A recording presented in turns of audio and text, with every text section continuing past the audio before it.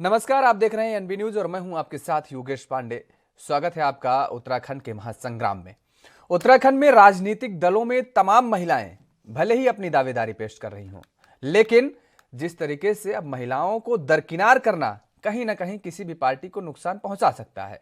गौरतलब है कि 2017 के विधानसभा चुनाव में महिलाओं की भूमिका की वजह से ही भाजपा सत्ता में पहुंची थी, क्योंकि महिलाओं ने 2017 के चुनाव में अहम भूमिका निभाई थी और पार्टियों का घर घर जाकर प्रचार प्रसार किया था, लेकिन उसका नतीजा महिलाओं को नहीं मिला था। अगर कांग्रेस की बात करें तो फिलहाल महिलाओं की नाराजगी पार्टी में चरम पर देखी जा रही है। कांग्रेस की महिला प्रदेश अध्यक्ष सरिता आर्य अपने टिकट के लिए प्रयास कर रही हैं, लेकिन अभी तक उनका टिकट फाइनल नहीं हो पाया और जिसकी वजह से अन्य महिलाओं की पैरवी भी ठीक से वो नहीं कर पा रही हैं। सविता आर्य ने कांग्रेस आलाकमान को प्रदेश में महिलाओं की दावेदारी की लिस्ट भेजी है, लेकिन अभी तक भी उन पर कोई विचार नहीं किया गया और यही वजह है कि सरिता बेहद नाराज नजर आ रही हैं और उनकी नाराजगी इस कदर बढ़ी अब कि वह देर रात को बीजेपी के प्रदेश प्रभारी प्रहलाद जोशी से मुलाकात करने पहुंच गई और इस मुलाकात में पूर्व मुख्यमंत्री रमेश पोखरियाल निशंक भी मौजूद थे।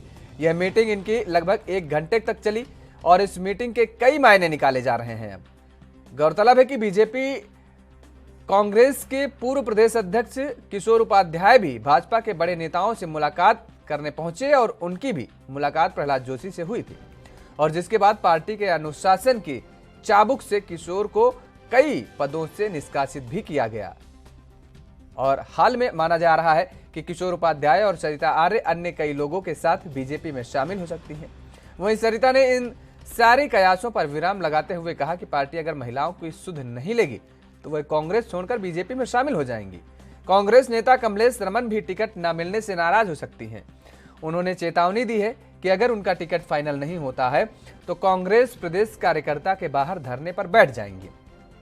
सरिता आर्य का कहना है कि अगर बीजेपी उन्हें नैनीताल सीट से उम्मीदवार बनाती है तो जाहिर तौर पर वो बीजेपी से चुनाव लड़ेंगी और आपको बता दें कि नैनीताल सीट से कांग्रेस सरिता आर्य को टिकट देने की बजाय संजीव आर्य को ज्यादा तवज्जो दे रही है। वहीं बीजेपी का कहना है कि चुनाव का समय है, सभी दलों के नेताओं का आना जाना लगा है, बीजेपी अपने काडर के दम पर चुनाव लड़ती है और कई सारे कांग्रेस के नेता बीजेपी के संपर्क में हैं, जिनका बीजेपी में स्वागत है। नाराज बहुत महिलाएं हैं। मैंने 31 की लिस्ट दी थी 40% के हिसाब से। बाद में हमसे कहा गया था कि आपकी लिस्ट बहुत बड़ी है, फिर मैंने 27 की लिस्ट दी। तो 27 में से देखिए हमें हमारी पार्टी ने ये भी नहीं पूछा कि कौन सी महिला सक्षम है, किसको हम टिकट दें, किसको नहीं दें और किसको सरकार आने पे हम लोग एडजस्ट करेंगे। तो एक महिला प्रदेश अध्यक्ष होने के नाते हमें भी बैठाया जाता, हमसे भी कहा जाता कि कौन महिला आपकी सक्षम है, किसे हम टिकट दें। आज सारी महिलाएं मेरे ऊपर प्रश्न चिन्ह लगा रही हैं कि लोकतंत्र है दीदी, हम तो स्वतंत्र हैं, हमें यहाँ से टिकट नहीं मिलेगा, हम जाएंगे। अब मैं किस किस को रोकूं बताइए। वो तो कह रही है कि इस्तीफा ले लो, हमारी सारी महिलाओं के इस्तीफा आप लो मेरे से। तो मैं एक प्रदेश अध्यक्ष होने के नाते मेरा ये बनता है कि मैं किस हिसाब से उनको जवाब दूँ। आज मेरे ऊपर प्रश्न चिन्ह लगा रही हैं कि अपना टिकट तो तुम दिला नहीं रही हो, दूसरों के टिकट के लिए भी पैरवी नहीं कर रही हो। तो मेरे लिए बड़ा मुश्किल हो गया है इस समय, क्योंकि कांग्रेस जिस तरह से हम सोचते थे कि महिलाओं को सम्मान देंगी, आज महिलाओं को इग्नोर किया जा रहा है। क्योंकि इस उत्तराखंड को बनने में महिलाओं का भी सहयोग रहा, आधी आबादी है महिलाओं की, तो महिलाओं को तवज्जो मिलना चाहिए। हमारी महिलाएं देखिए हर समय पार्टी के लिए तत्पर रहती हैं और हमेशा से पार्टी का काम करती हैं और हारते पुरुष भी हैं। सर्वे में कह दे रहे हैं महिलाएं नहीं आ रही हैं। भाई क्यों नहीं आ रही हैं महिलाएं? महिलाएं तो सक्षम हैं, वो चूल्हे तक जा सकती हैं, जब वोट मांगने जा सकते हैं तो अपने लिए भी तो टिकट मांग के वो चुनाव लड़ेंगी। तो हमारी महिलाएं बहुत नाराज हैं इस समय, मेरे से भी पार्टी से भी। देखिए चुनाव का समय है और प्रत्येक दल के नेताओं का इस वक्त आना जाना लगा है, तो चुनाव में आना जाना लगा ही रहता है। लेकिन भारतीय जनता पार्टी अपने काडर के दम पर, अपने कार्यकर्ताओं के दम पर चुनाव लड़ती है। आयराम गैराम के भरोसे हम नहीं रहते। हाँ, निश्चित तौर पर बहुत सारे कांग्रेस के लोग हमसे संपर्क कर रहे हैं और जिसकी दुकान में सामान होगा ग्राहक वहीं आएगा। सब जानते हैं कमल के चिन्ह पर ही इस वक्त चुनाव जीता जा सकता है और कोई ऐसा दमदार संगठन यहाँ नजर नहीं आ रहा है पार्टी जो भारतीय जनता पार्टी के मुकाबले खड़े हो। इस नाते बहुत सारे लोग संपर्क में हैं और लगातार संपर्क कर रहे हैं। लेकिन ये शीर्ष नेतृत्व तय करेगा कि किसको लेना है और किसको नहीं। मैं लड़की हूँ, लड़ सकती हूँ और एक नारा भी सार्थक है कि मैं क्या कर सकती हूँ।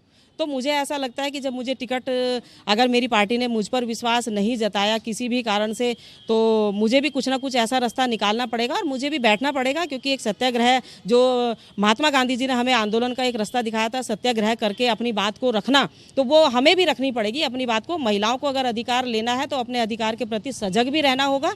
और अगर जब मुझे टिकट नहीं मिलेगा तो मैं उस वक्त ये फैसला जरूर लूंगी कि मुझे क्या करना है। अपनी पार्टी के प्लेटफॉर्म पर बैठ करके मैं बात रखूंगी। उसके लिए अगर मुझे कुछ भी करना पड़ेगा, किसी भी स्तर तक जाना पड़ेगा, तो मैं जाऊंगी, क्योंकि मेरा अधिकार है। मैंने बरसों तक इस राजपुर विधानसभा में काम किया है और संगठन को भी मजबूत किया है, और महिलाओं के बीच में ही नहीं बल्कि प्रत्येक जनमानस के बीच में जाकर के मैंने काम किया है।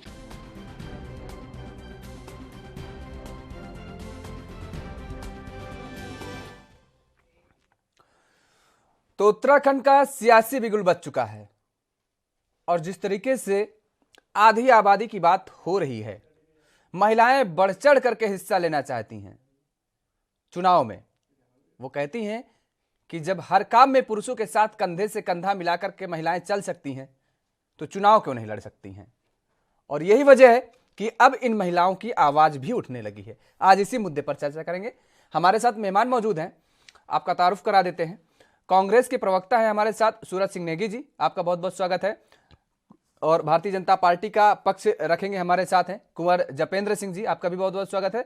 संगीता शर्मा जी हैं, आम आदमी पार्टी की प्रवक्ता हैं, आपका भी बहुत बहुत स्वागत है।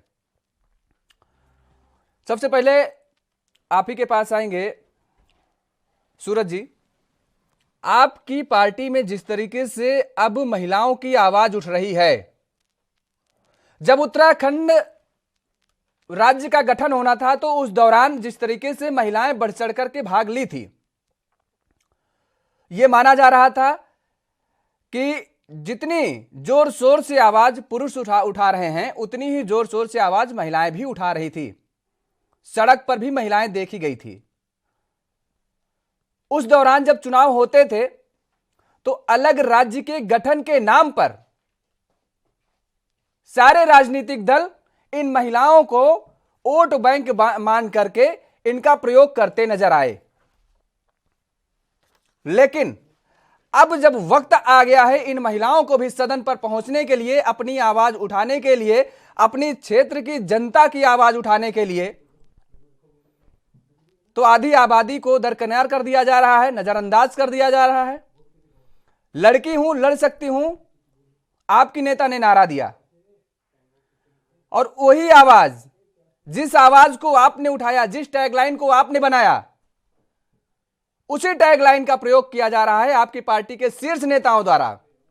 आपने सुना अभी आपके प्रदेश अध्यक्ष हैं महिला विंग की, किस तरीके से उनके अंदर नाराजगी झलक रही है कि जब उनकी नहीं सुनी जा रही है तो आम कार्यकर्ता की क्या सुनी जाएगी भाई शीर्ष नेतृत्व में।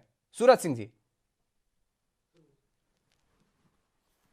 ये सही है कि उत्तराखंड राज्य की नींव जो है महिला शक्ति के आंदोलन के रूप में सामने आई और मातृशक्ति का उत्तराखंड राज्य आंदोलन में बहुत बड़ा योगदान है।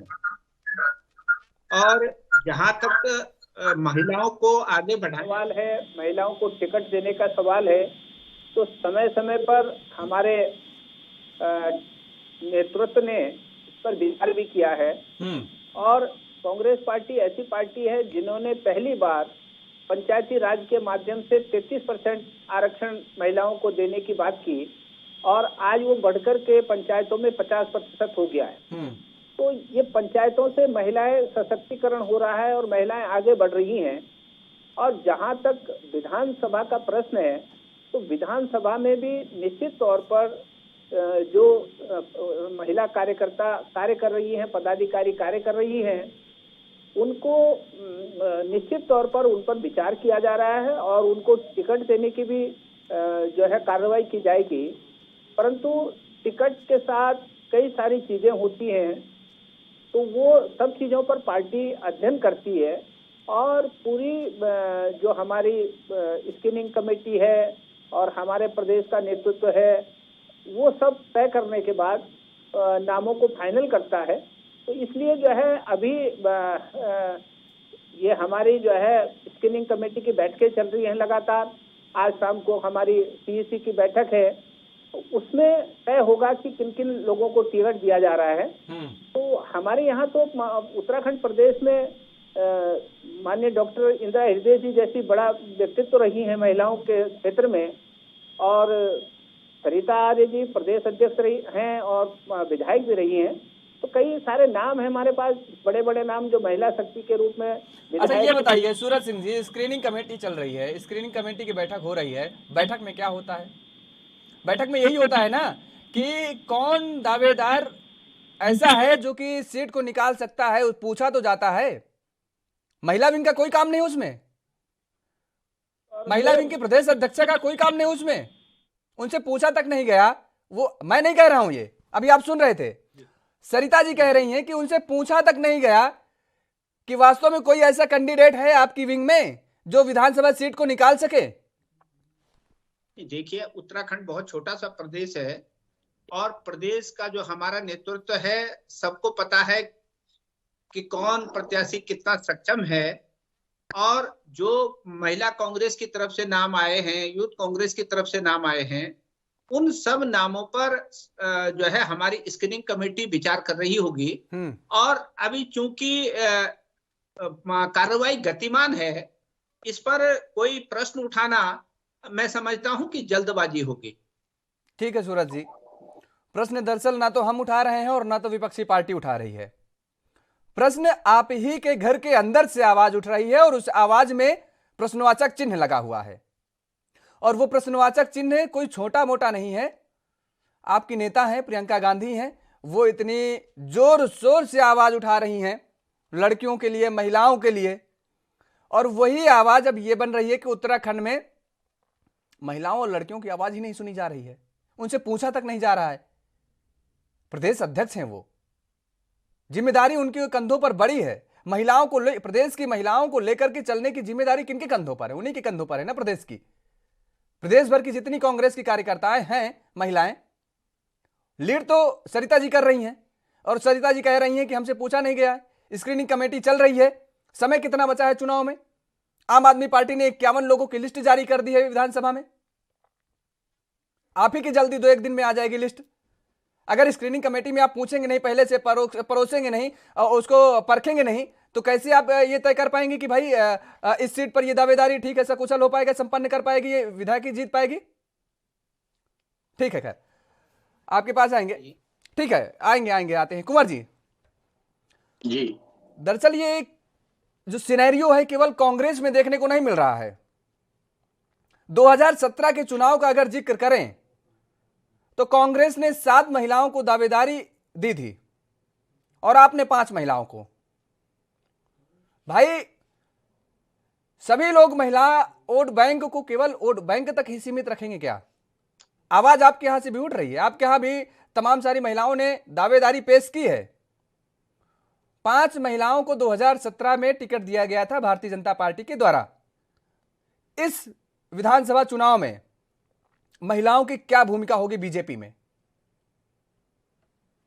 देखिए, निश्चित तौर पर भारतीय जनता पार्टी और कांग्रेस का यही फर्क है कि कांग्रेस में विद्रोह करने के बाद भी, आवाज उठाने के बाद भी महिलाओं की नहीं सुनी जाती, और वहीं दूसरी तरफ भारतीय जनता पार्टी में जितनी सक्षम और जितनी मजबूत स्थिति में महिलाएं हैं, तो निश्चित तौर पर उनका हमेशा से सम्मान होता आया है और भविष्य में भी होता रहेगा। और इस चुनाव में भी आप देखेंगे कि यहाँ जितना महिला प्रकोष्ठों की तरफ से मजबूत दावेदारियां पेश की जा रही हैं, तो निश्चित तौर में उनमें से सभी सक्षम कैंडिडेट्स को, जो स्ट्रॉन्ग कैंडिडेट्स हैं, उन्हें निश्चित तौर पर मैदान में उतारा जाना है।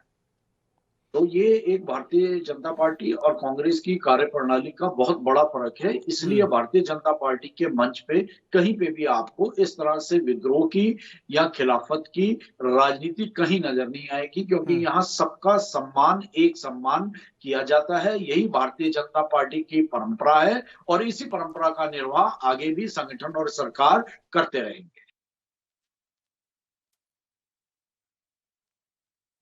लेकिन सबसे बड़ा सवाल यहां पर यह उठ रहा है कि अगर महिलाओं के वोट बैंक का जिक्र करें 42 लाख समथिंग वोट बैंक जो है महिलाओं का है उत्तराखंड में।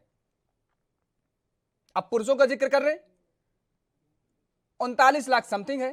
कुंवर जी, पूरे देश के अंदर यही स्थिति है। देश की आधी आबादी महिलाओं की आबादी है, उस जननी की आबादी है कि जिसने पूरी सृष्टि को जन्म दिया है। तो निश्चित तौर पर उस जननी का सम्मान करना भारतीय जनता पार्टी को आता है।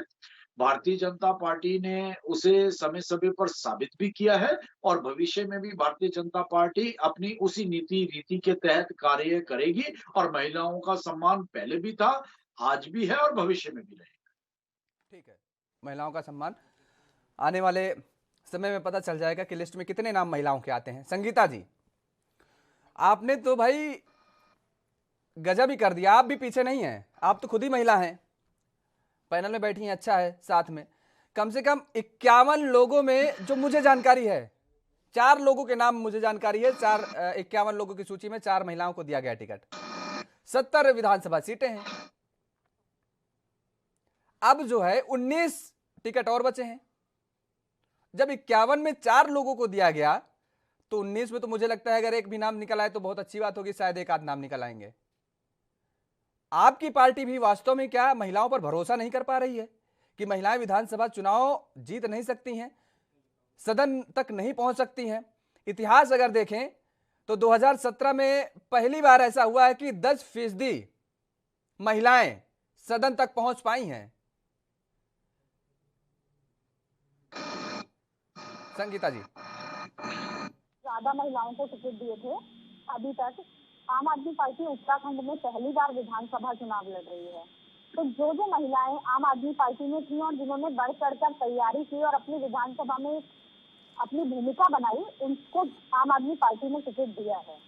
लेकिन क्योंकि यहाँ पहला चुनाव है आम आदमी पार्टी का विधानसभा का, तो बहुत सी सीटें ऐसी थी जहाँ महिला उम्मीदवार नहीं थे या महिलाओं ने उस लेवल की एक तैयारी नहीं की थी कि वो चुनाव में जा सके। तो महिलाएं संगठन में लगातार अपने अपने दायित्व में हैं और काम कर रही हैं, और जो आने वाले चुनाव होगा उसमें महिलाओं की एक बड़ी भूमिका आम आदमी पार्टी में महिलाओं की होगी। जिस तरह से आज संगठन के अंदर है, तो कल मैदान में भी होगी।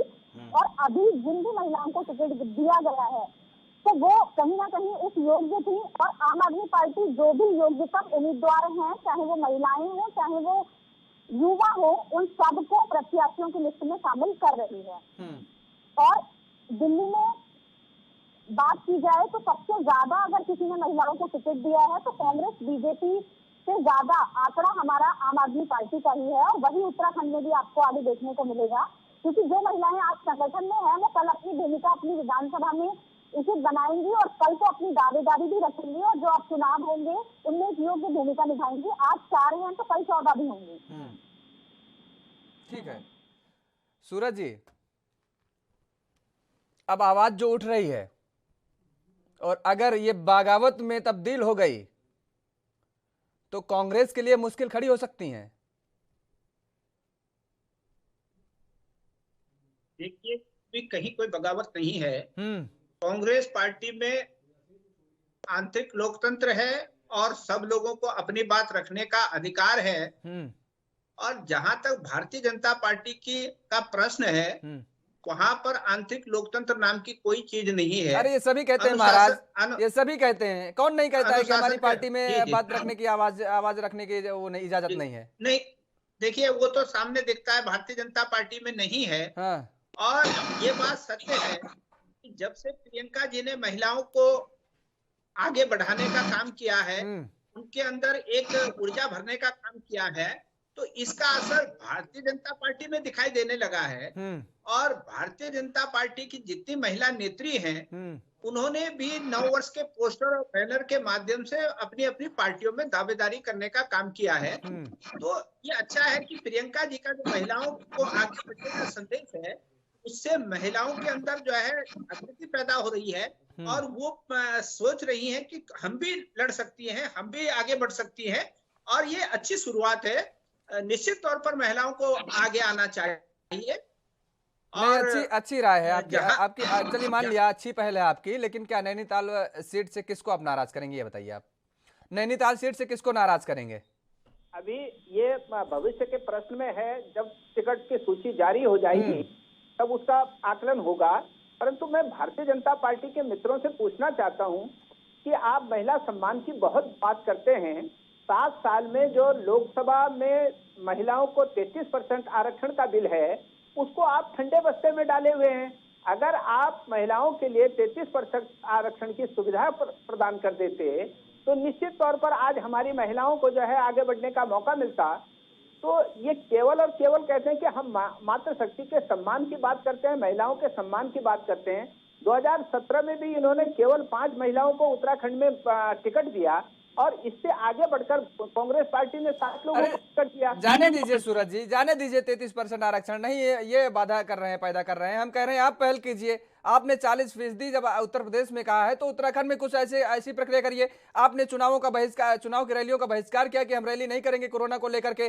सभी राजनीतिक दलों ने प्रक्रिया शुरू कर दी कि नहीं। आप पहल तो करिए, जो आप करेंगे उसकी सराहना की जाएगी। भाई आप शुरुआत करिए ना। आप अपनी पार्टी के अंदर एक कानून, एक संविधान बनाइए ना। संविधान के तहत एक नियम बनाइए ना। 40% अगर उत्तर प्रदेश में दे सकते हैं, महिलाएं कह रही हैं कि हम क्या वास्तव में चुनाव नहीं लड़ सकते, हम किसी पुरुष से कम हैं क्या? पुरुष चुनाव नहीं हारते? पुरुष भी तो चुनाव हारते हैं। अभी सरिता जी यही बात कह रही थी, सुने होंगे आप। निश्चित तौर पर महिलाओं को कांग्रेस पार्टी जो है टिकट देने जा रही है और ये हमारी जो स्क्रीनिंग कमेटी है वो उसका कार्य चल रहा है। जब जिस दिन रिजल्ट सामने आएगा उस दिन पता लग जाएगा कि सब लोग जो है ज्यादा से ज्यादा महिलाओं को हम लोग टिकट देने जा रहे हैं। ठीक है कुंवर जी, भाई अगर ये बताइए, सरिता जी ठीक है, उनके सवालों का जवाब भी दे दीजिएगा, इसके साथ में एक सवाल भी ले लीजिएगा। सरिता जी अगर आपके पास आती हैं पार्टी में तो आप नैनीताल से उनकी दावेदारी कराएंगे? देखिए, निश्चित तौर पर भारतीय जनता पार्टी के अंदर कर्मठ, ईमानदार और अच्छे समाज सेवी के रूप में राजनीति करने वालों का हमेशा से स्वागत रहा है। ये तो हो गया आपके सवाल का जवाब। अब हम 33% के मुद्दे पर थोड़ा सा क्लियर करते हैं कि देश के अंदर आजादी के बाद 50 साल से अधिक तक 33% महिलाओं के आरक्षण के मुद्दे के ऊपर कांग्रेस पार्टी कुंडली मारकर बैठी रही। सर्वाधिक शासन करने का समय कांग्रेस को मिला। भारतीय जनता पार्टी कि बिल्कुल, चाहे आप उसके एजेंडे में देख लीजिए, महिलाओं को आरक्षण और महिलाओं को अधिकार देने की बात हमेशा होती रही है और धीरे धीरे केंद्र सरकार और राज्य सरकारें उस दिशा में आगे बढ़ रही हैं। और यहाँ ये बहुत एक ध्यान देने वाला तथ्य है कि हमारे कांग्रेसी मित्र हों, चाहे वो किसी भी प्रदेश के हों या पूरे हम देश की कांग्रेस की बात करें, उनके दिलो दिमाग में भारतीय जनता पार्टी का खौफ ऐसा ही छाया हुआ है कि उन्हें इस चीज की आहट सुनाई देती है कि जो उन लोगों ने नहीं करा उसकी भरपाई तो निश्चित तौर पर जनता की नाराजगी झेल के उन्हें करनी पड़ रही है। और जिस तरह से आज 85% जनमानस या वोटर भारतीय जनता पार्टी के साथ जुड़ चुका है और भारतीय जनता पार्टी शासित राज्यों की अगर आप कार्यप्रणाली देखें, ये सवाल सिर्फ उत्तराखंड का नहीं है, पूरे देश का है। यहाँ आप केंद्र की कार्यप्रणाली देखें तो निश्चित तौर पर भारतीय जनता पार्टी के प्रति लोगों का विश्वास बढ़ा है। भारतीय जनता पार्टी की रीति और नीति जो सीधी जनहित की नीतियां हैं, उनके प्रति लोगों का भरोसा बढ़ा है। तो कहीं ना कहीं निश्चित तौर पर ये एक देश की बदलती राजनीति या इसे हम पॉलिटिकल रिफॉर्म्स कहें, उस दिशा में भारतीय जनता पार्टी ने कदम बढ़ाए हैं और निश्चित तौर पर देश का आने वाला जो समय है बहुत सुखद होगा और भारतीय जनता पार्टी विकास को लेकर पूरी तरह से वचनबद्ध है।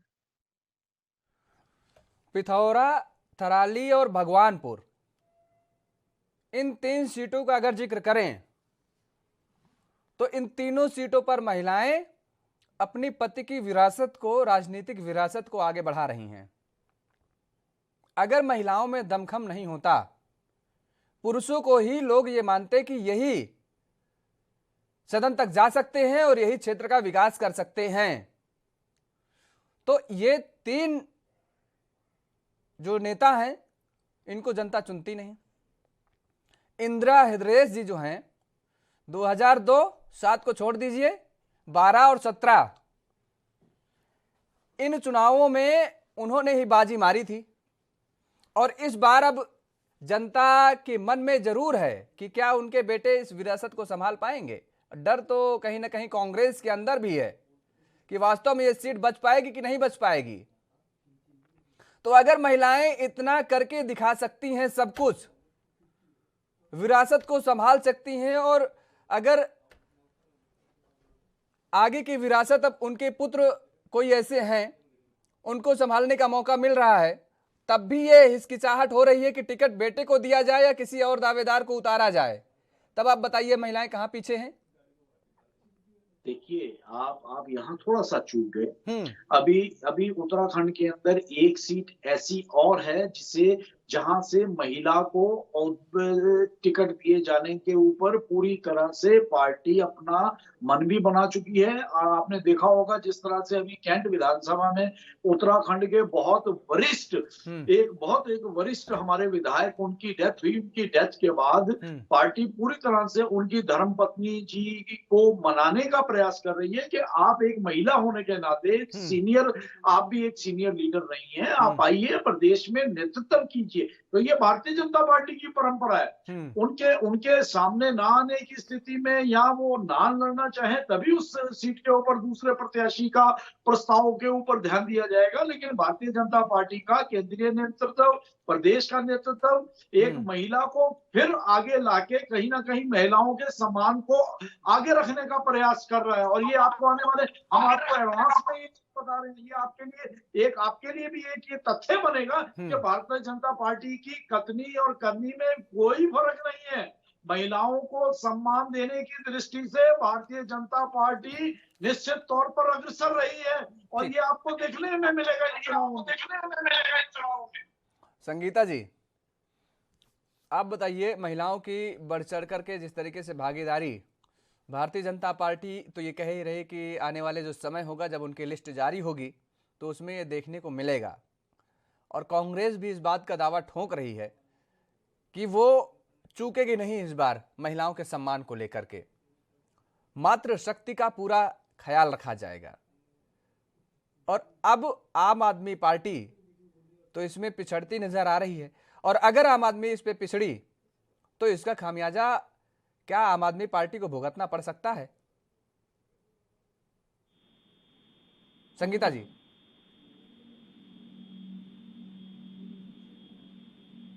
संगीता जी आवाज मिल पा रही है आपको? चलिए, संगीता जी को आवाज नहीं मिल पा रही है, शायद सूरज सिंह जी के पास ही आएंगे, संगीता जी की आवाज ठीक करा रहे हैं। सूरज जी, दरअसल सवाल अब वहां पर यह नहीं है। देखिए, पिछले काफी दिनों से देखा जा रहा है कि कांग्रेस में जो बगावत के सुर हैं वो वास्तव में तेज हो रहे हैं।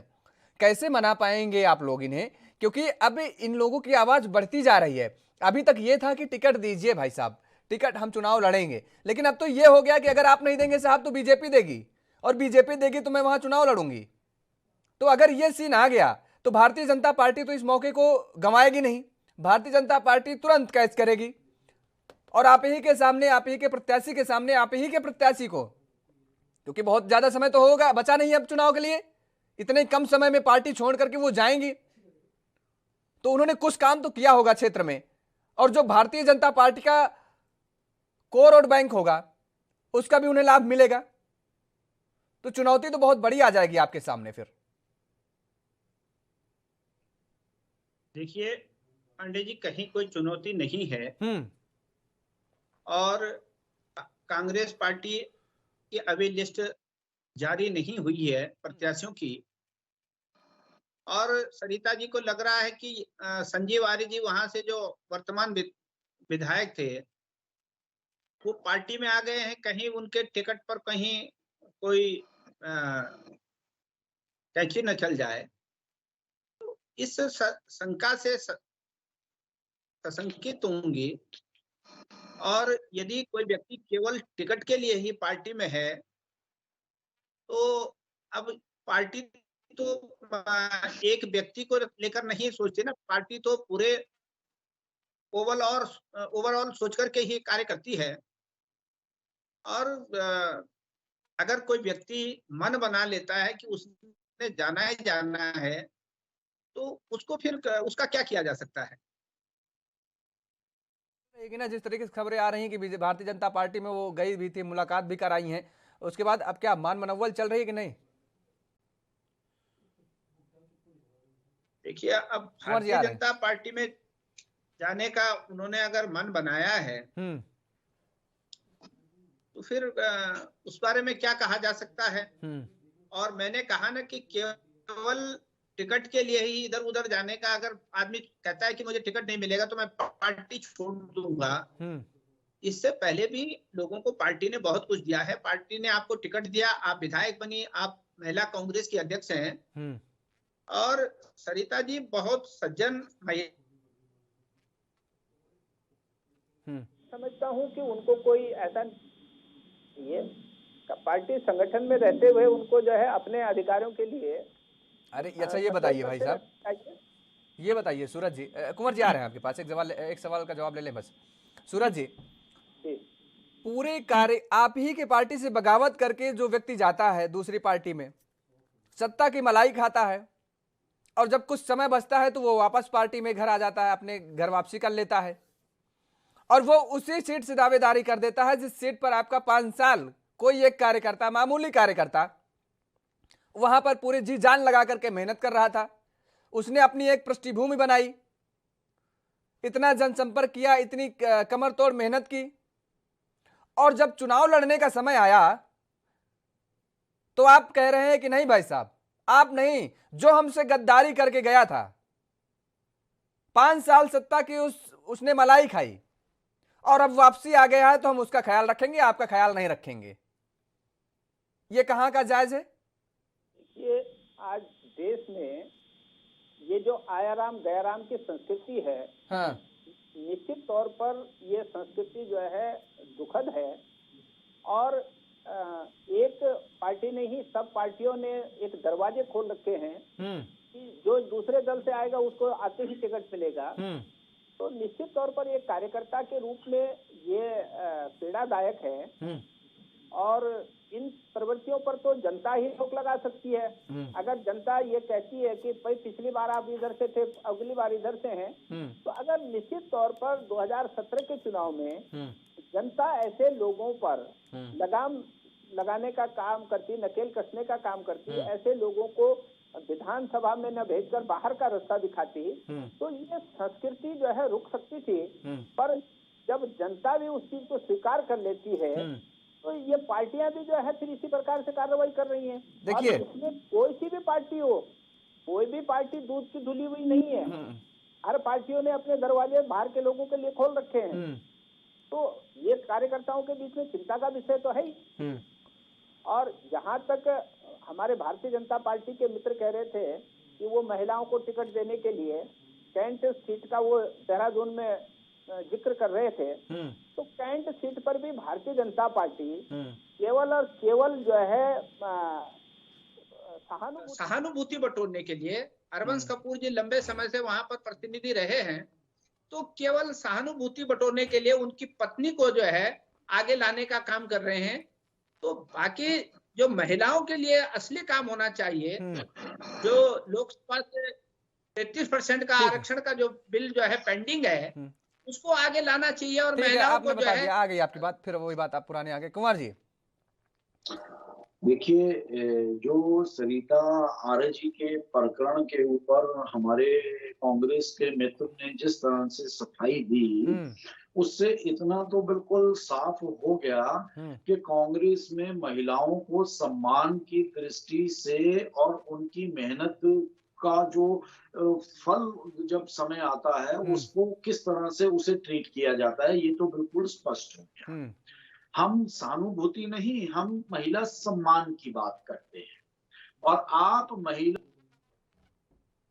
के अधिकारों से खिलवाड़ की बात करते हैं, जो निश्चित तौर पर पूरी तरह से निकल के ये उत्तराखंड के अंदर समय समय पर सामने आता रहा है, और अब वो और दूसरे रूप में निकल कर सामने आ रहा है। तो निश्चित तौर पर देश के अंदर अगर हम बहुत थोड़ा सा अगर डीपली जाके देखें, तो महिला सम्मान की राजनीति की दृष्टि से मात्र और मात्र भारतीय जनता पार्टी ही एक ऐसा राजनीतिक मंच है हाँ। जहां राजनीतिक रूप से महिलाओं को पूर्ण रूप से सम्मान देने की दृष्टि से योजनाओं को कार्य रूप दिया जाता है। और कहीं ना कहीं कांग्रेस इसमें शुरू से ही चूकती रही है। वहां महिलाओं के अधिकारों के साथ, महिलाओं के सम्मान के साथ और विशेष रूप से उनके राजनीतिक अधिकारों के साथ जिस तरह से खिलवाड़ किया जाता है, तो निश्चित तौर से देश की और हमारे प्रदेश की आधी आबादी जो है उसका जवाब देने के लिए तैयार है। लेकिन कुंवर जी अगर पिछले चुनावों को नजर डालें उन पर, तो उन पर प्रत्याशी कांग्रेस ने ज्यादा उतारे थे, आपने कम उतारे थे। महिला प्रत्याशियों का अगर जिक्र करें, हमारे पास जितने आवेदन आए उन आवेदनों के अनुसार हमने अधिक प्रत्याशी उतारे। हमारे पास जो चुनावी चेहरे महिलाओं के या जो चुनाव की इच्छुक महिलाएं हैं, तो निश्चित तौर पर संगठन के माध्यम से उन्हें हमेशा मोटिवेट करने का काम किया जाता है, उनकी लीडरशिप स्पिरिट को उजागर करने का काम किया जाता है और उन्हें प्रेरित करने का काम किया जाता है कि आप नेतृत्व के लिए आगे आए, और जो निश्चित तौर पर भारतीय जनता पार्टी के अलावा किसी भी राजनीतिक मंच पर नहीं होता। ये भी एक कटु सत्य है। ठीक है सूरज जी, आपने एक बात कही कि दरअसल ये जनता ने स्वीकार कर लिया है कि जब कोई दूसरे राजनीतिक दल से अपनी घर वापसी करता है कोई नेता, तो उसको वो जिता देती है। तो ये आप ये कह रहे हैं जनता स्वीकार, ऐसा नहीं है, जनता ने स्वीकार नहीं कर लिया है। जनता के सामने मजबूरी हो जाती है। आप लोग इतने प्रलोभन दे देते हैं उन्हें, इतने प्रलोभन दे देते हैं, और वास्तव में बताएं तो ये गंदगी जो फैलाने का काम करते हैं आप लोग ही करते हैं। आपने जनता के ऊपर सीधा आरोप मढ़ दिया। अगर आप टिकट नहीं देंगे तो वो चुनाव पर कौन लड़ेगा? पहले मतदाता मतदान केंद्र पे जाएगा अपना मतदान डालने कि पहले आप टिकट देंगे। प्रक्रिया पहले कहां पर आई? गलती पहले कहां पर हुई? शुरुआत मतलब आप गंदगी मतलब आप फैला दें और उसके बाद उसको जनता उसकी सफाई करे। कब तक करती रहेगी भाई जनता? और जनता को तो आप लोग ऐसे प्रलोभन देते हैं कि उस चुनावी दरमियान में उसे कुछ नजर ही नहीं आता है। ये सच है, ये किसी से छिपा नहीं है। कुंवर जी और सूरज जी दोनों लोग बताइए, अगर हम गलत कह रहे हो तो वास्तव में बताइए, मेन मुद्दे से जनता भटक जाती है कि नहीं भटक जाती है? भ्रष्टाचार जो मैंने उदाहरण दिया, भारतीय जनता 2016 में उत्तराखंड के संसदीय इतिहास में एक काला दिन था। लगाम लगाने सरकार को गिराने के लिए, जनता द्वारा निर्वाचित सरकार को गिराने के लिए जिस प्रकार से किया जा रहा है, तो खेल भारतीय जनता पार्टी के द्वारा खेला गया भ्रष्टाचार निंदनीय है। और उसके बाद भारतीय जनता पार्टी के निर्णय पर अरे क्यों ले, ठीक है एक सेकंड कुंवर जी रुक जाइए। अरे सूरज सिंह जी, आपके पीठ में किसी ने छुरा भोंक दिया, आपकी कोई हत्या करना चाह रहा है और उसके बाद वो आ रहा है आपके गले मिलने, आप क्यों गले लगा रहे हैं भाई उसको? आप उसको केक खिला रहे हैं? नहीं, आप क्यों अपने घर में, आप उसको क्यों घर में सोफे में बैठाल करके उसको केक खिला रहे हैं भाई? अगर आपके पीठ में किसी ने छुरा भोंका तो आप ये क्या कर रहे हैं? आप कह रहे हैं कि जनता समझ नहीं पा रही है। आप शुरुआत तो करिए। हमने पहले कहा ना कि आप कोई भी अच्छा कदम करेंगे, हम नहीं, दुनिया सराहेगी आपको। हर टीवी चैनल पे आपका नाम होगा, सराहा जाएगा, देश की जनता आपको सराहेगी। आप पांडे जी आप देखिए ना, अभी तक जो पार्टी की पीठ में छुरा भोंक करके गए थे वो उनको अभी तक कांग्रेस ने वापस नहीं लिया है। कई बार उन्होंने मंशा जाहिर की है, परंतु हमारे हाईकमान ने अभी तक उनकी वापसी नहीं की है। अच्छा, तो ये निश्चित तौर पर, तो ये आर्य साहब कहां से प्रकट हो गए? नहीं, आर्य जी छोरा घोंप करके नहीं गए थे। हाँ। आर्य जी बाद में गए थे। अरे गए तो थे ना साहब, गए तो थे महाराज, कहां आप बात है? आपका जो सुन लीजिए, विषम परिस्थितियों में अगर हमारे घर की स्थिति दयनीय है और हमारे घर के जो सदस्य हैं वही छोड़ करके हमारा चले जाएं साथ, कि हम इस दयनीय स्थिति में, इस विषम परिस्थिति में हम घर का साथ नहीं दे सकते, हमें तो मलाई खाना है भाई, हम नहीं लड़ सकते इन चुनौतियों से। देखिए, उत्तराखंड में 2016 में जिन लोगों ने बगावत की थी उनको अभी तक पार्टी में वापसी नहीं हो पाई किसी की। तो इसलिए ये आर्य जी का मामला उनसे अलग है। और जा रहे हैं साहब, आर्य जी का मामला उनसे अलग, गए थे ना उसी दयनीय स्थिति में। अभी रावत साहब ने क्या कहा था? हरीश रावत साहब ने यही कहा है ना कि जो लोग गए हैं पिछले दिनों के उनके बयान अगर आपने सुने हो, केवल वही दरमियान नहीं कि सत्तासीन जो लोग थे उस समय सरकार गिराने को लेकर के उन्होंने कहा कि विषम परिस्थितियों में चाहेंगे आ रहे हैं कुंवर जी, जो विषम परिस्थितियों में हमारा साथ जिन्होंने छोड़ा है उनकी वापसी होगी तो माफी मांग के आएंगे और उनके बारे में सोचा जाएगा। कुंवर जी नहीं, वो 11 लोग जो थे, ठीक है, मैं समझ गया, ठीक उनसे है, अलग थे और उनके बारे में अभी तक पार्टी ने कोई निर्णय नहीं लिया। मैं उन 11 लोगों के जिक्र नहीं कर रहा हूं, मैं विषम परिस्थिति की जिक्र कर रहा हूं और ये मैं नहीं कह रहा हूं, आपके नेता कह रहे हैं। जी हम इसका जवाब देना कुंवर चाहेंगे। जी बोलिए, कुंवर जी बोलिए आप। देखिए दो अब ठीक है, ये भी ठीक है, ये थोड़ा सा असहज महसूस कर रहे हैं सच्चाई बताते हुए। जो यशपाल आर्य वाला मसला है कांग्रेस के साथ, तो निश्चित तौर पर उसे हम पंजाब के कांग्रेस के सिनेरियो से हमें जोड़ के देखना होगा। वहां पे जो एक दलित मुख्यमंत्री का कार्ड हरीश रावत जी अपने प्रभारी रहते हुए खेलते आए, तो निश्चित तौर पर उन्होंने यहाँ आर्य जी को मुख्यमंत्री पद का प्रलोभन देकर भारतीय जनता पार्टी के से जो अलग होने का एक उन्हें प्रलोभन दिया, या ये मानिए कि उनकी अति महत्वाकांक्षा के कांग्रेस में जाके उनको शायद मुख्यमंत्री पद के ऊपर अपना कार्यभार संभालने का मौका मिल जाए। और जैसा रावत जी के बयानों से स्पष्ट झलका भी कि उत्तराखंड के अंदर हमारी इच्छा, रावत जी ने खुले मंच से मीडिया में अपनी इच्छा व्यक्त करी कि हमारी इच्छा है कि उत्तराखंड में भी हम एक दलित मुख्यमंत्री या पिछड़े वर्ग से मुख्यमंत्री को स्थापित करें। तो अब आप ये देखिए कि अगर आप ऐसा कांग्रेस के मंच पे नहीं होने जाएगा तो उसका भविष्य में क्या असर होगा। आपने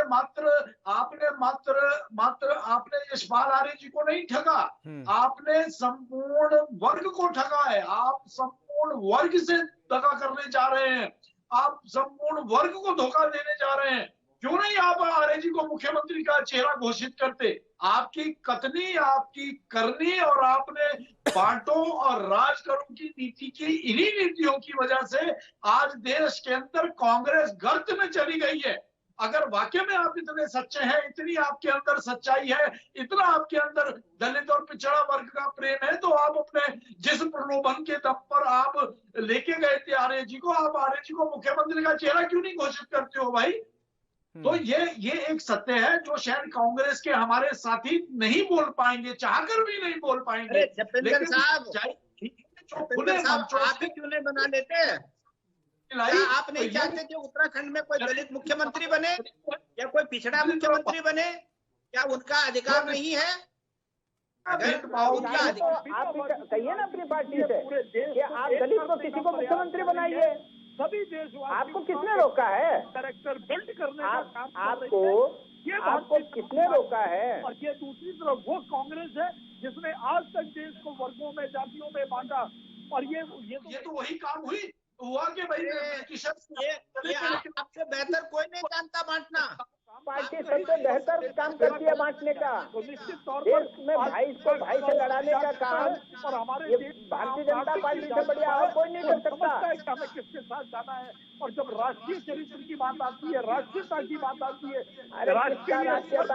किसका राष्ट्रीय चरित्र, तो कहाँ भारतीय जनता पार्टी का कोई चरित्र नहीं है। इसलिए अगर देश में कोई चरित्रहीन पार्टी है तो भारतीय जनता पार्टी ही है। के साथ अपना दिल से जुड़ाव महसूस करता है और वो आने वाले चुनाव में भी आप सब लोगों को नजर आएगा। बोलिए सूरज सिंह जी, अब बोलिए आप। देखिए, हमारे मित्र जो है बड़ी बात कर रहे हैं। हमारा कहना ये है कि अगर दलित मुख्यमंत्री बनाने की बात है या पिछड़े को मुख्यमंत्री बनाने की बात है तो इनको किसने रोका है? ये भी बनाए। एक नहीं, दो तीन बनाए। अरे जब उत्तराखंड में प्रचंड बहुमत के बाद 3 मुख्यमंत्री आपने बदले तो किसी एक दलित को भी बना लेते 2-4 महीने के लिए, उनको भी सम्मान मिल जाता। समाज को हर वक्त पे सम्मान दिया है। आज अगर आप देखें तो देश के राष्ट्रपति जैसे पद को सुसज्जित करके और भारतीय जनता पार्टी ने देश को एक करने की और वर्गों में जो कांग्रेस ने बांटने का काम किया था उससे दूर करने का एक बड़ा उदाहरण पेश किया। और भविष्य में भी इस तरह के उदाहरण भारतीय जनता पार्टी पेश करती रहेगी। का अधिकार है कि उनके वर्ग से कोई मुख्यमंत्री बने, तो इसमें इनको बुराई कहाँ नजर आती है? और उन्हें दरअसल बुराई नहीं नजर आ रही है, वो ये कह रहे हैं आपने छलने का काम किया है। 4 बातियों से सचेत करना चाहते हैं प्रदेश को।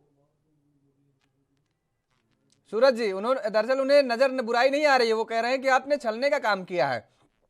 आप उन्हें प्रलोभन देकर के ले गए हैं, भारतीय जनता पार्टी से तोड़ करके ले गए हैं भाई, और जोड़ने तोड़ने की राजनीति आप कर रहे हैं, बीजेपी कर रही है।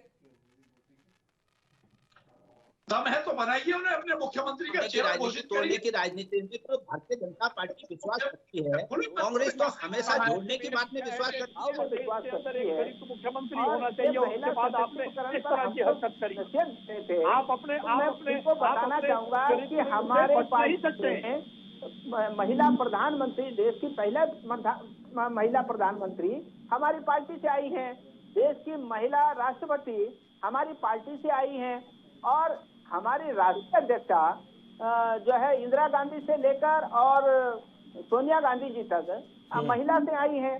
तो ये महिला लाल बहादुर शास्त्री देश के प्रधानमंत्री जी थे, आप लोगों ने हमारी पार्टी में हमेशा ही महिलाओं ने नेतृत्व किया है, और आगे भी जो है हम मातृशक्ति को आगे बढ़ाने के लिए पार्टी के स्तर पर पूरा प्रयास करते हैं। ठीक है, अच्छी बात है। लाल बहादुर शास्त्री जी के प्रकरण को आप कभी अपनी जुबान पर नहीं लाते। सत्ता की खातिर साजिशों को रचकर, साजिशों को परवान चढ़ाकर बार बार सत्ता हासिल करना, देश को वर्गों में बांटना, जातियों में बांटना, ये कांग्रेस ने देश के अंदर देश का सबसे बड़ा नुकसान करा है। ठीक है, अच्छा कुंवर जी ये बताइए भाई, क्या लगता है, अनुमान आपको क्या है, क्योंकि आप पार्टी से जुड़े हैं और कुछ ना कुछ जानकारी आपको मिलती रहती होगी समय समय पर, कितने प्रतिशत, कितनी फीसदी महिलाओं को टिकट देने जा रही है भारतीय जनता पार्टी इस बार चुनाव में? देखिए, निश्चित तौर पर भारतीय जनता पार्टी के अंदर चुनाव लड़ने की इच्छुक सभी महिलाओं ने आवेदन किए हैं, और उन्हें प्रेरित किया गया है कि जिनके अंदर लीडरशिप की संभावना है, जहां लगता है कि ये लोग आगे आके बेहतर एक प्रशासन दे सकते हैं, राजकाज को बेहतर ढंग से चला सकते हैं, तो निश्चित तौर पर ये भारतीय जनता पार्टी के एजेंडे में है कि महिलाओं की लीडरशिप को प्रमोट करा जाए। तो निश्चित तौर पर ये आप टिकट जारी होने दीजिए, निश्चित तौर पर आपको महिलाओं की सम्मान की दृष्टि से भारतीय जनता पार्टी एक सबसे पहले पायदान पर खड़ी हुई नजर। अच्छा, अब सरिता जी, तो आपके यहाँ आना जाना भी आपका शुरू हो गया है, उनका मुलाकात का दौर भी शुरू हो गया है। उन्होंने साफ तौर पर कहा है कि भारतीय जनता पार्टी अगर उन्हें नैनीताल सीट से चुनाव लड़ाती है तो वो लड़ेंगी। तो ऐसे में क्या कुछ आप पार्टी का मन टटोल पाए होंगे अब तक में कि वास्तव में अगर सरिता जी आती हैं तो उन्हें ही मैदान में उतारा जाएगा या फिर किसी और को नैनीताल सीट से? देखिए, भारतीय लोकतंत्र की एक बहुत बड़ी खूबसूरती है, या अनेकों दल हैं, अनेकों दलों में अच्छे लोग भी हैं, बुरे लोग भी हैं, और कर्मठ है और ईमानदार लोग भी हैं। तो भारतीय जनता पार्टी ने शुरू से ही देश के लिए समर्पित और राष्ट्र को सर्वोपरि मानकर राजनीति करने वाले लोगों का सम्मान किया है, चाहे वो पुरुष हो चाहे महिलाएं हो। और हमारा ये स्लोगन है, राष्ट्र सर्वोपरि, संगठन द्वितीय और व्यक्तिवाद तृतीय नंबर पर। और उल्टा कांग्रेस में व्यक्तिवाद प्रथम, जो अभी आने वाले समय में जिस तरह से यह प्रकरण चल रहा है प्रदेश के अंदर भी और अन्य प्रदेशों में भी और राष्ट्रीय स्तर पर भी, भारतीय जनता पार्टी कहती है राष्ट्र प्रथम, संगठन द्वितीय, व्यक्ति तृतीय, और कांग्रेस कहती है व्यक्ति प्रथम, आपका परिवार द्वितीय और राष्ट्र तृतीय नंबर पर। तो ये जो विपरीत धारा है, तो निश्चित तौर पर देश की आज युवा पीढ़ी को और उसके बाद देश की 85% आबादी को अब ये चीजें समझ आने लग गई हैं। जैसे जैसे हम आजादी के 100 वर्षों के करीब जा रहे हैं, हम 74-75 वर्ष गुजार चुके हैं, तो ये सब चीजें एक्सपोज, अपने आप नेचुरली एक्सपोज हो रही हैं, जिसकी वजह से आज कांग्रेस अपने आप को गर्त में खड़ा हुआ पाती है, शून्य में खड़ा हुआ पाती है। तो निश्चित तौर पर ये उनकी कथनी और करनी के फर्क का नतीजा है। और भारतीय जनता पार्टी राष्ट्रवाद के साथ धीरे धीरे जिस तरह से आगे बढ़ रही है, तो ये भारतीय लोकतंत्र के लिए आने वाला भविष्य बहुत ही सुखद है, ऐसा हमारा अपना मानना है। सूरज सिंह नेगी जी, कुछ कहना चाह रहे थे आप?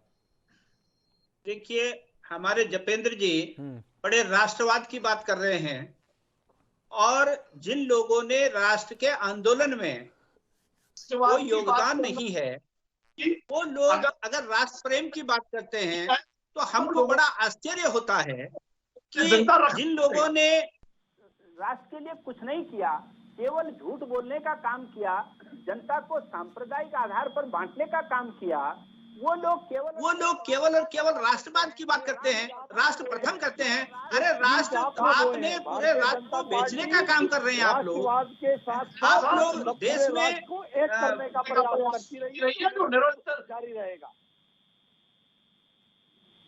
आप राष्ट्रवादी कभी हो ही नहीं सकते। आपका राष्ट्रवाद आज तक किसी भारतवासी के समझ में नहीं आया, और आप कह रहे हैं कि कांग्रेस की दुर्दशा हो रही है। आप इतना मत इसराइए। अभी 7 साल आपको केंद्र की सत्ता में हुए हैं, और जिस तरीके से आपके कुशासन से जनता त्रस्त है, आने वाले समय में सत्ता में जनता बताने वाली है आपको। अरे हिमाचल में जगह बना रहा है, और तौर पर ये राजस्थान की जनता ने आपको तिलक खाने का काम किया है, और ये 5 राज्यों की जनता आपको पूरा फिल्म दिखाएगी। और जिस प्रकार से तेल के दामों में आप लोग जो है कमी करने को मजबूर हुए हैं, वो पूरे राष्ट्र में आप करने को मजबूर होंगे, ये मैं आपको बताना चाहता हूँ। सूरज सिंह जी, दरअसल आपको बता दें कि महिलाओं की जो भागीदारी होगी इस विधानसभा चुनाव में, वो आ रहे हैं कुंवर जी, आ रहे हैं आपके पास, वो बढ़ चढ़ करके होगी। और महिलाओं का जो रुझान जिस पार्टी की तरफ होगा, जीत का सेहरा उसी के सर बंधेगा। आपकी पार्टी में जो मुझे जानकारी है, लगभग कि 40 से 50 की कुछ ज्यादा महिलाओं की दावेदारी हो गई है। सूरज जी, मुझे जो जानकारी है 40 से 50 महिलाओं की दावेदारी सामने आ चुकी है कि चुनाव लड़ने की इच्छा जाहिर कर चुकी हैं। वही सवाल मैंने कुंवर जी से पूछा था कि कितने फीसदी टिकट वो देने की फिराक में है। वही सवाल आपसे कि इन जो महिलाओं ने इच्छा व्यक्त की है कि हम चुनाव लड़ेंगे, कितने फीसदी टिकट देने की फिराक में है कांग्रेस? देखिए पांडे जी, मैंने आपको पहले भी कहा हाँ, कि जितनी महिला मातृशक्ति के उम्मीदवारों ने दावेदारी की है पार्टी में, उनकी दावेदारी का परीक्षण करके, और निश्चित तौर पर अगर उनकी कहीं पर प्रबल दावेदारी बनती है, वो मजबूत प्रत्याशी के रूप में वहां पर हैं, तो निश्चित तौर पर पार्टी जो है उनको टिकट देने का काम करेगी। और हमारी पार्टी में मैंने जैसे पहले भी कहा, इंदिरा गांधी से लेके सोनिया गांधी तक और प्रतिभा देवी पाटिल सिंह जी तक, ये तमाम हमारे लोगों ने जो है आगे नेतृत्व करने का काम किया है। अरे उत्तराखंड के चुनाव में ये सब कोई नहीं देखेगा सूरज जी, ये कोई नहीं देखेगा। उत्तराखंड के चुनाव में लोग अपना देखेंगे कि उत्तराखंड की महिलाओं को कितने फीसदी टिकट मिला है, उत्तराखंड के विकास की कितनी बात हो रही है, वहाँ शिक्षा रोजगार की कितनी बात हो रही है, ये लोग देखेंगे। अब प्रतिभा पाटिल जी का जिक्र नहीं करेंगे उस समय उत्तराखंड के जो मतदाता होंगे, महिला मतदाता। निश्चित तौर पर मैंने पहले भी कहा कि इंदिरा हृदय जी हमारी वरिष्ठ नेता रही हैं, और उन्होंने प्रदेश का नेतृत्व करा है। नेता प्रतिपक्ष तक की जिम्मेदारी उनको इस प्रदेश में मिली है। तो कांग्रेस ऐसी पार्टी है जो मातृशक्ति का सम्मान करती है, मातृशक्ति को आगे बढ़ाने का काम करती है। और पंचायतों में त्रिस्तरीय पंचायत हो या स्थानीय निकाय हो, वहां पर महिलाओं को आरक्षण देकर आगे बढ़ाने का काम केवल और केवल कांग्रेस ने किया है। तो इसलिए उत्तराखंड की मातृशक्ति जो है कांग्रेस पर विश्वास करेगी, और निश्चित तौर पर हम जो है बेहतर जो है कार्य करेंगे महिलाओं के लिए।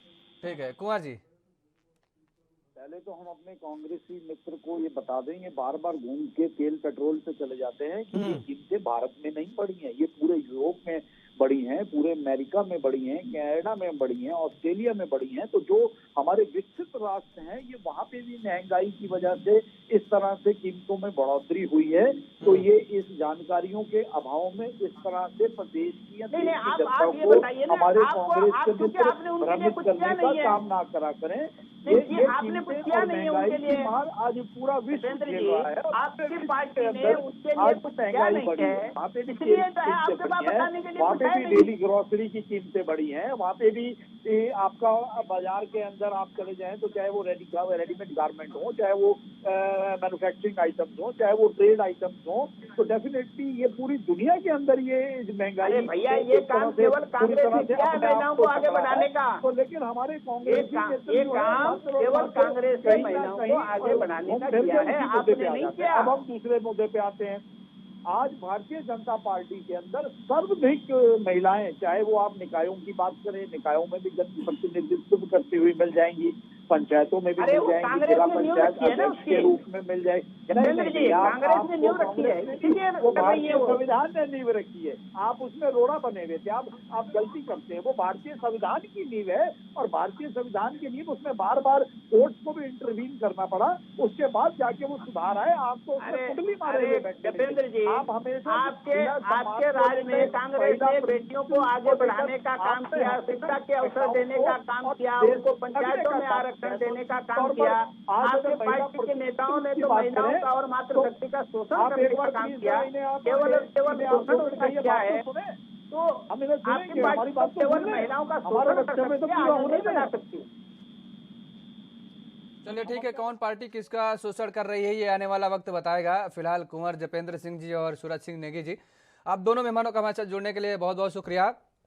तो उत्तराखंड की राजनीति में महिलाओं का अगर जिक्र करें तो पहाड़ की महिलाएं के अंदर जो है वो राजनीतिक सोच भी कहीं ना कहीं अब डेवलप हो रही है। और शायद यही वजह है कि सामाजिक आंदोलन से लेकर के तमाम सारे ऐसे आंदोलन, चाहे उत्तराखंड का गठन हो या अन्य आंदोलन रहे हों, यहाँ पर महिलाओं की भूमिका बढ़ चढ़ करके रही है। और अब यही वजह है कि अब ये राजनीति में भी कदम रखती नजर आ रही हैं और अपनी आवाज को बुलंद करती नजर आ रही हैं। और आने वाले विधानसभा चुनाव में साफ तौर पर महिलाओं का रुझान जिधर होगा, जीत का सेहरा उसी के सर बनने वाला है। इस चर्चा में फिलहाल मेरे साथ इतना ही। देश और दुनिया की तमाम खबरों के लिए आप बने रहिए एएनबी न्यूज के साथ।